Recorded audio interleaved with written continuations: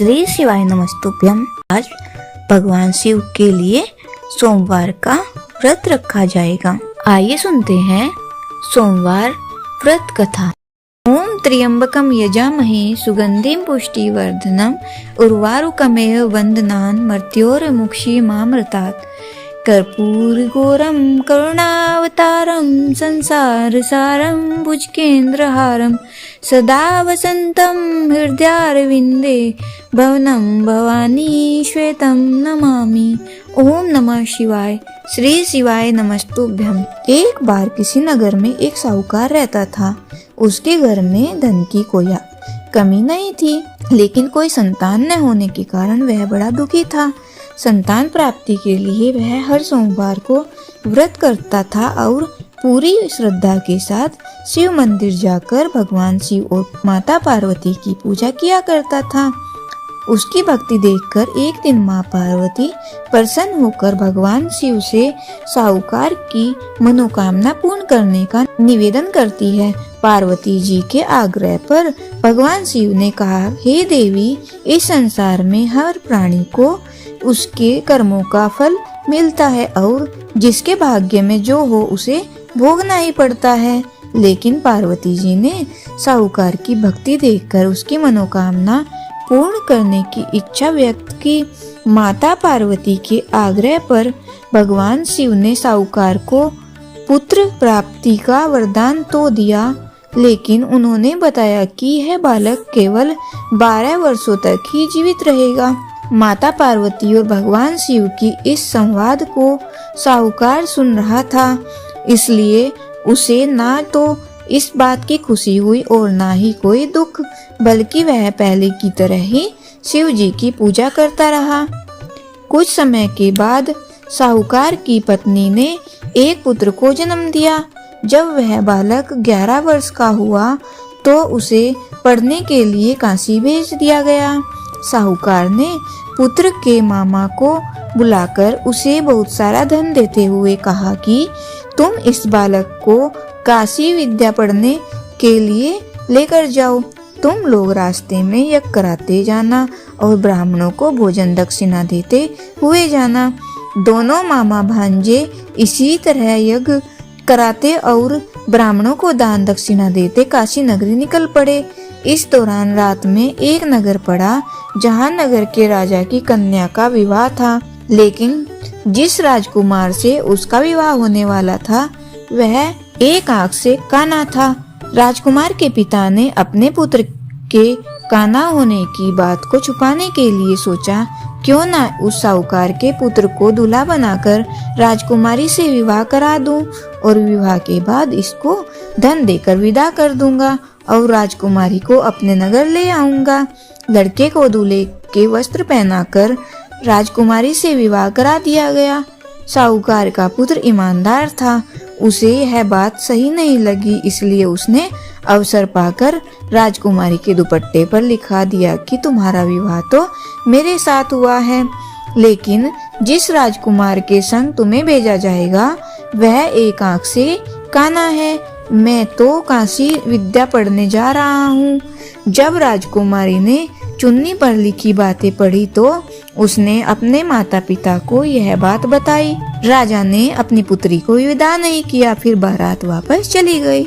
दूसरी ओर साहूकार का पुत्र और उसका मामा काशी पहुँचे। वहां जाकर उन्होंने यज्ञ किया। जिस दिन साहूकार का पुत्र 12 वर्ष का हुआ उस दिन भी यज्ञ का आयोजन था। लड़के ने अपने मामा से कहा कि मेरी तबीयत कुछ ठीक नहीं है। मामा ने कहा, तुम अंदर जाकर आराम कर लो। भगवान शिव के वरदान अनुसार कुछ ही देर में उस बालक के प्राण निकल गए। मृत भांजे को देखकर उसके मामा ने विलाप करना शुरू कर दिया। संयोगवश उसी समय भगवान शिव और माता पार्वती उधर से जा रहे थे। पार्वती जी ने भोलेनाथ से कहा, स्वामी, मुझे उसके रोने का स्वर सहन नहीं हो रहा है। आप कृपा करके इस व्यक्ति के कष्ट को अवश्य दूर कीजिए। जब भगवान शिव मृत बालक के समीप आए तो वह बोले कि यह वही साहूकार का पुत्र है जिसे मैंने 12 वर्षों की आयु का वरदान दिया था। अब आज इसकी आयु पूरी हो चुकी है। लेकिन मातृभाव से विभोर माता पार्वती जी कहने लगी, हे महादेव, आप इस बालक को और आयु देने की कृपा करें, नहीं तो इसके वियोग में इसके माता पिता भी तड़प तड़प कर मर जाएंगे। माता पार्वती के पुनः आग्रह पर भगवान शिव ने उस लड़के को जीवित होने का वरदान दिया। शिव जी की कृपा से वह लड़का जीवित हो गया। शिक्षा पूरी करके लड़का मामा के साथ अपने नगर की ओर वापस चल पड़ा। दोनों चलते हुए उसी नगर में पहुँचे जहाँ उसका विवाह हुआ था।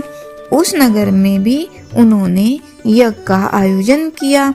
उस लड़के के ससुर ने उसे पहचान लिया और महल में ले जाकर उसकी खूब आवभगत की और अपनी पुत्री को धूमधाम से विदा कर दिया। उधर साहूकार और उसकी पत्नी भूखे प्यासे रहकर की प्रतीक्षा कर रहे थे। उन्होंने प्रण कर रखा था कि अगर उन्हें अपने बेटे की मृत्यु का समाचार मिला तो वह भी प्राण त्याग देंगे, परंतु अपने बेटे के जीवित होने का समाचार पाकर वे बेहद प्रसन्न हुए। उसी रात भगवान शिव ने साहूकार के स्वप्न में आकर कहा, हे श्रेष्ठी, मैंने तेरे सोमवार के व्रत करने और व्रत कथा सुनने से प्रसन्न होकर तेरे पुत्र को लंबी आयु प्रदान की है। इसी प्रकार जो कोई सोमवार व्रत करता है या कथा सुनता है और पढ़ता है, उसके सभी दुख दूर होते हैं और सभी मनोकामनाएं पूर्ण होती हैं। सभी प्रेम से बोलिए, बोले शंकर भगवान की जय, माता पार्वती की जय। जिन्होंने श्रद्धा से सोमवार का व्रत किया, यह पावन कथा सुनी और भगवान शिव का पूजन किया, उनके जीवन से समस्त दुख, रोग, शोक और संकट दूर होते हैं। कि यह व्रत न केवल सांसारिक सुखों को प्रदान करता है, बल्कि भगवान शिव की अपार कृपा से आत्मिक शांति, मोक्ष और चिर सुख की प्राप्ति भी कराता है। अब आइए हम पूर्ण समर्पण और सच्चे मन से भगवान से प्रार्थना करते हैं। हे नीलकंठ भगवान शिव, आप बोले हैं, दयालु हैं, आशुतोष हैं। हमने जो कुछ भी पूजा व्रत और कथा श्रवण किया, उसमें यदि कोई त्रुटि रह गई हो तो क्षमा करें। हमें अपने चरणों में अटल भक्ति और जीवन में सच्ची समझ प्रदान करें। हमारे जीवन से अज्ञान, अहंकार और अधर्म का नाश करें। शिव शिव कहकर हम जीवन की राह पर चले, यही हमारा संकल्प है। उसमें यदि कोई त्रुटि रह गई हो तो क्षमा करें। हमें अपने चरणों में अटल भक्ति और जीवन में सच्ची समझ प्रदान करें। हमारे जीवन से अज्ञान, अहंकार और अधर्म का नाश करें। शिव शिव कहकर हम जीवन की राह पर चले, यही हमारा संकल्प है। ओम नमः शिवाय। सोमवार व्रत की महिमा अमोघ है। जो भक्त सच्चे मन से इसका पालन करते हैं, उनके जीवन में धन, वैभव, संतान सुख, वैवाहिक सुख और सभी मनोरथ पूर्ति निश्चित होती है। प्रिय श्रोताओ, अब आपको अपने कर्म और अपने विश्वास रखने वाली एक बहुत ही प्रेरक कहानी सुनाते हैं। एक दुर्लभ और कल्याणकारी गौरैया की शिव भक्ति और चिड़िया वाली बूढ़ी माँ की कथा। बहुत समय पहले की बात है। एक नगर में एक बड़ा शिव मंदिर था, जिसके पास एक पुराना पीपल का पेड़ था, जिससे उस पेड़ पर एक गौरैया पक्षी का जोड़ा रहता था। वह दोनों पक्षी प्रतिदिन मंदिर की आरती सुनते और शिव जी की भक्ति में लीन हो जाते थे। उनकी भक्ति इतनी गहरी थी कि वे अपना भोजन पानी भूलकर शिव जी की आराधना में लगे रहते थे। जब भी मंदिर की घंटी बजती और आरती होती तो वे दोनों पक्षी वहां पहुंच जाते और भगवान शिव की पूजा करते। फिर पूजा के बाद में अपने भोजन और पानी की तलाश में निकल जाते। उसी मंदिर के पास एक बूढ़ी माँ का घर था, जो वह अकेली रहती थी। उनकी कोई संतान नहीं थी और न ही कोई रिश्तेदार था। वह अपना जीवन अकेले ही व्यतीत कर रही थी, लेकिन हर दिन वह छत पर पक्षियों के लिए दाना और पानी डालती थी। वह दोनों पक्षी रोज उनकी छत पर आते, दाना चूगते और पानी पीते।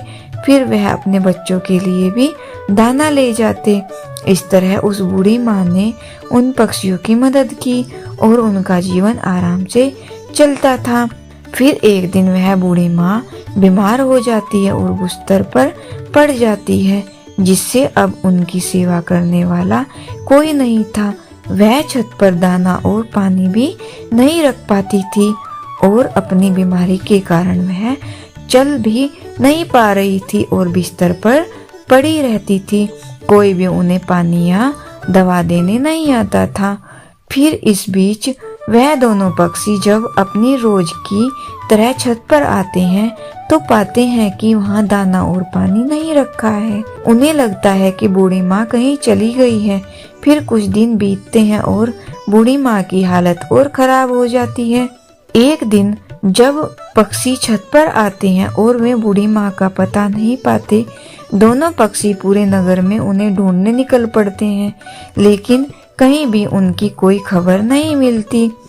तब चिड़िया अपने पति से कहती है कि हमने उन्हें हर जगह ढूंढ लिया, लेकिन हम उन्हें उनके घर में नहीं देख पाए। शायद हमें एक बार उनके घर में भी देखना चाहिए। तब दोनों पक्षी बूढ़ी माँ के घर में जाते हैं और देखते हैं कि बूढ़ी माँ बिस्तर पर पड़ी है और उनका शरीर स्थिर है। वे दोनों पक्षी उन्हें जगाने की कोशिश करते हैं, लेकिन वह नहीं उठती है। देख दोनों पक्षियों के समझ में आ जाता है कि बूढ़ी माँ की मृत्यु हो चुकी है, जिससे वे बहुत दुखी होते हैं और बुरी तरह से परेशान हो जाते हैं।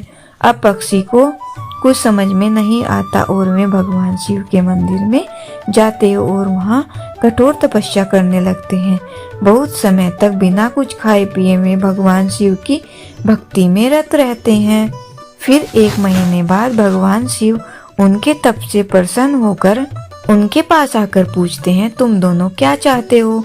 जो भी तुम मांगोगे मैं तुम्हें दूंगा। तब गौरैया पक्षी भगवान शिव से कहते हैं, हे प्रभु, हमें कुछ नहीं चाहिए, बस हमें हमारी बूढ़ी माँ को फिर से जीवित कर दीजिए। तब भगवान शिव मुस्कुराकर कहते हैं, यह सृष्टि का नियम है, जो मर जाता है वह फिर से कैसे जीवित हो सकता है? मैं इस नियम को कैसे तोड़ सकता हूँ? तब गौरैया पक्षी कहते हैं, हे प्रभु, हमें कुछ नहीं चाहिए, बस हमारी बूढ़ी माँ ही चाहिए। फिर भगवान शिव कहते हैं, इस समय उसका शरीर गल चुका है और कीड़े निकलने लगे हैं। उसका शरीर अब उपयोग में नहीं रह सकता, मैं उसे कैसे जीवित कर सकता हूँ? लेकिन दोनों पक्षी जिद करने लगते हैं और कहते हैं, हे महादेव, आपने हमें वचन दिया है कि जो भी हम मांगेंगे आप हमें देंगे। अब आप अपने वचन से पीछे नहीं हट सकते। तब भगवान शिव विवश हो जाते हैं और बूढ़ी माँ के शरीर को पुनः ठीक कर देते हैं, उसमें प्राण डाल देते हैं। बूढ़ी माँ फिर से जीवित हो जाती है, जिससे दोनों पक्षी बहुत खुश होते हैं और अपनी माँ को देखकर आशीर्वाद प्राप्त करते हैं। बूढ़ी माँ भगवान शिव को देखकर कहती है, हे प्रभु, आपके दर्शन से मेरे सभी जन्मों के पाप समाप्त हो गए हैं। आपने मुझे फिर से जीवित किया है। प्रभु, मैंने ऐसे क्या किया था?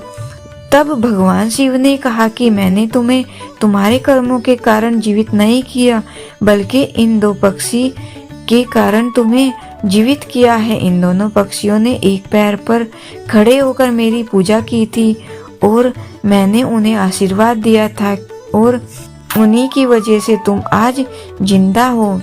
यह वही पक्षी हैं जो तुम्हारी छत पर दाना चुगने और पानी पीने आते हैं। यह जानकर बूढ़ी माँ को बहुत आश्चर्य हुआ।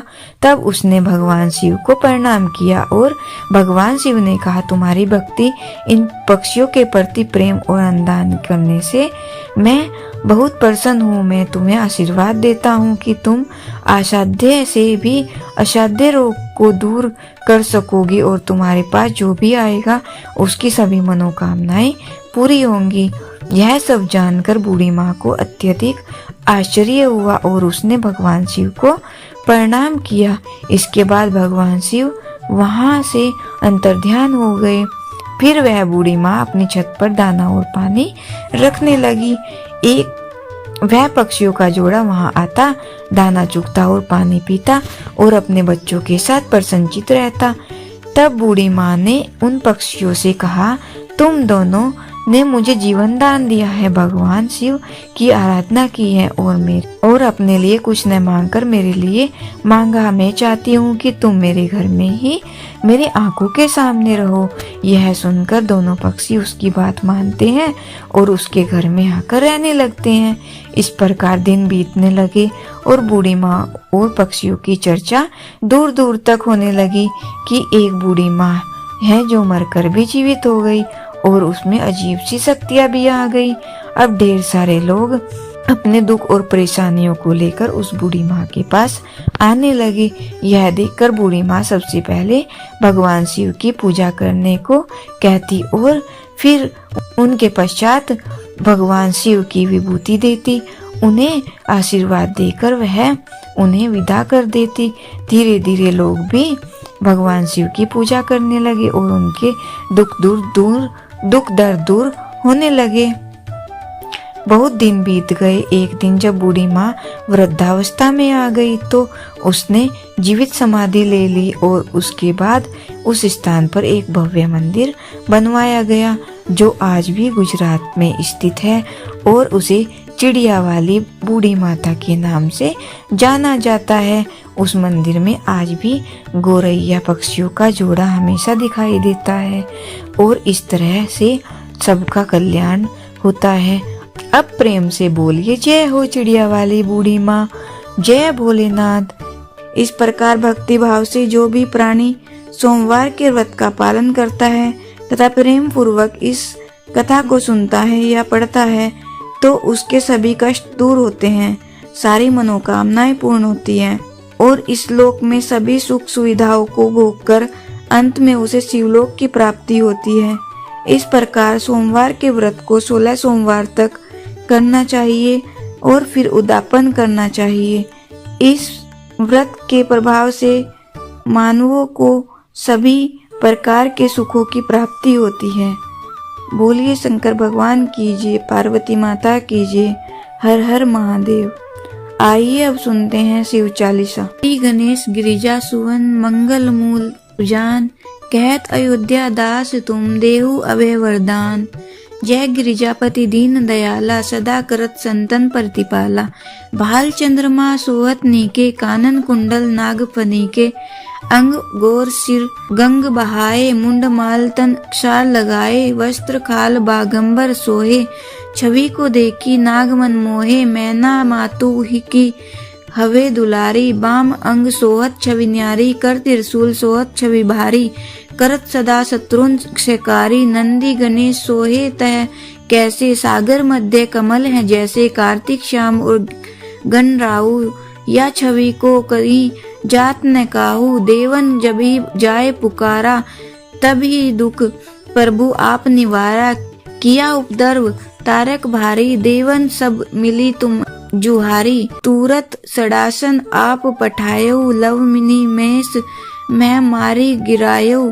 आप जलंधर असुर संगारा, सूयत तुम्हार विदित संसारा। त्रिपुरासुर सन युद्ध मचाई, सबई कृपा कर लीन बचाई। किया तपई भगीरथ भारी, पूरव प्रतिज्ञा तासु पुरारी। दानिन मैं तुम सम को नाही, सेवक स्तुति करत सदाही। वेद नाम महिमा तब गाई, अकत अनादि भेद नहीं पाई। प्रकटी उदधि मंथन में ज्वाला, जरत सुरासुर भये विहाला। किन्हीं दया तह करी सहाई, नीलकंठ तब नाम कहाई। पूजन रामचंद्र जब कीना, जीत के लंका विभीषण दीना। सहस कमल में हो रहे धारी, किन्ह परीक्षा तभी पुरारी। एक कमल प्रभु राखे जोही, कमल नयन पूजन चह सोही। कठिन भक्ति देखी प्रभु शंकर, भये प्रसन्न दिए इच्छित वर। जय जय जय अनंत अविनाशी, करत कृपा सबके कटवासी। दुष्ट सकल नित मोहि सतावे, भरमत रहो मोहि चैन न आवे। त्राही त्राही में नाथ पुकारो, यही अवसर मोहि आन उबारो, ले त्रिशूल शत्रुन को मारो, संकट में मुहि आन उबारो। मात पिता भ्राता सब होई, संकट में पूछत नहीं कोई। स्वामी एक है आस तुम्हारी, आए हरो मम संकट भारी। धन निर्धन को देत सदाही, जो कोई जाचे सो फल पाही। स्तुति के ही विधि करे तुम्हारी, अक्षमो नाथ अब चूक हमारी। शंकर को संकट के नाशन, मंगल कारण विघ्न विनाशन। योगी यति मुनि ध्यान लगावे, सारद नारद शीस नवावे। नमो नमो जय नमः शिवाय, सुर ब्रह्मादिक पार न पाए। जो यह पाठ करे मन लाई, तापर होत शंभु सहाय। ऋणिया जो कोई हो अधिकारी, पाठ करे सो पावन हारे। पुत्रहीन कर इच्छा जोई, निश्चय शिव प्रसाद ते होई। पंडित त्रयोदशी को लावे, ध्यान पूर्वक होम करावे। त्रयोदशी व्रत करे हमेशा, ताहे तन नहीं रहे कलेसा। धूप दीप नैवेद्य चढ़ावे, शंकर सम्मुख पाठ सुनावे। जन्म जन्म के पाप नसावे, अंत धाम शिवपुर में पावे। कहे अयोध्या दास आस तुम्हारी, जानी सकल दुख हरो हमारी। नित नेम कर प्रातः ही, पाठ करो चालीसा। तुम मेरी मनोकामना पूर्ण करो जगदीशा। मगसर छठी हेमंत ऋतु, संवत 64 जान। स्तुति चालीसा शिव ही, पूर्ण कीन कल्याण। हर हर महादेव। जय शिव ओमकारा, प्रभु जय शिव ओमकारा। ब्रह्मा विष्णु सदा शिव, अर्धांगिनी धारा। जय शिव ओमकारा। एकानन चतुरानन पंचानन राजे, स्वामी पंचानन राजे। हंसासन गरुड़ासन, हंसासन गरुड़ासन। वृषवाहन साजे, ओम जय शिव ओमकारा। दो भुज चार चतुर्भुज, 10 भुज अति सोहे। स्वामी 10 भुज अति सोहे। तीनों रूप निरखता, तीनों रूप निरखता। त्रिभुवन जन मोहे। जय शिव ओमकारा, ओम जय शिव ओमकारा। अक्षमाला वनमाला, मुंडमाला धारी। स्वामी मुंडमाला धारी। त्रिपुरारी कंसारी, कंचन बिन मन चंगा। करमाला धारी, ओम जय शिव ओमकारा। श्वेतांबर पीतांबर, वाघंबर अंगे। स्वामी वाघंबर अंगे। सनकादिक ब्रह्मादिक, भूतादिक संगे। ओम जय शिव ओमकारा। कर के मध्य कमंडलु, चक्र त्रिशूल धारी। स्वामी चक्र त्रिशूल धारी। जग हरता जग करता, जग हरता जग करता। जग पालनकारी, ओम जय शिव ओमकारा। ब्रह्मा विष्णु सदा शिव, जानत अविवेका। स्वामी जानत अविवेका। प्रणवाक्षर के मध्य ये तीनों रेखा। ओम जय शिव ओमकारा। त्रिगुण स्वामी जी की आरती, जो कोई नर गावे। स्वामी जो कोई नर गावे, कहत शिवानंद स्वामी, कहत शिवानंद स्वामी। मनवांचित फल पावे। ओम जय शिव ओमकारा, जय शिव ओमकारा। प्रभु जय शिव ओमकारा। ब्रह्मा विष्णु सदा शिव, अर्धांगिनी धारा। ओम जय शिव ओमकारा, जय शिव ओमकारा। प्रभु हर शिव ओमकारा। ब्रह्मा विष्णु सदा शिव, अर्धांगिनी धारा। ओम जय शिव ओमकारा। बोलियो शिव शंकर भगवान की जय, पार्वती माता की जय, सभी देवी देवताओं की जय। ओम नमः शिवाय, ओम नमः शिवाय, ओम नमः शिवाय। श्री शिवाय नमस्तुभ्यम, श्री शिवाय नमस्तुभ्यम, श्री शिवाय नमस्तुभ्यम।